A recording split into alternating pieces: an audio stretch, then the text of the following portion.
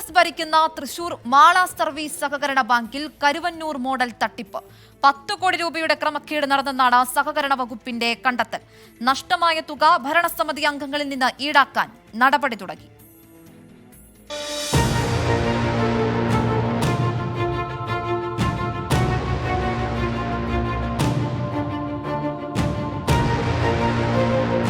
വഴിയില്ലാത്ത സ്ഥലത്തിന് അനധികൃതമായി വായ്പ നൽകിയും വായ്പ നൽകിയതിനേക്കാൾ കുറഞ്ഞ തുകയ്ക്ക് ഈടുവസ്തു ലേലം ചെയ്തും കുടിശ്ശിക കുറച്ചു നൽകിയുമൊക്കെയാണ് തട്ടിപ്പ്.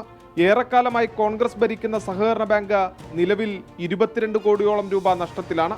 2023 മാർച്ച് 31 വരെയുള്ള കണക്ക് പ്രകാരം ബാങ്കിൽ തരളധനത്തിൽ 5 കോടിയോളം രൂപയുടെ കുറവുണ്ടെന്നും സഹകരണ ജോയിന്റ് രജിസ്ട്രാർ റിപ്പോർട്ടിൽ പറയുന്നു. ബാങ്ക് സെക്രട്ടറി, മുൻപത്തെയും ഇപ്പോഴത്തെയും ഭരണസമിതി അംഗങ്ങൾ എന്നിവർക്കെതിരെയാണ് റിപ്പോർട്ടിൽ പരാമർശമുള്ളത്. നഷ്ടമായ തുക ഇവരിൽ നിന്ന് ഈടാക്കുന്നതിന് ജോയിന്റ് രജിസ്ട്രാർ സഹകരണ ചട്ടം 68 പ്രകാരം നോട്ടീസ് നൽകി. 24 തൃശൂർ.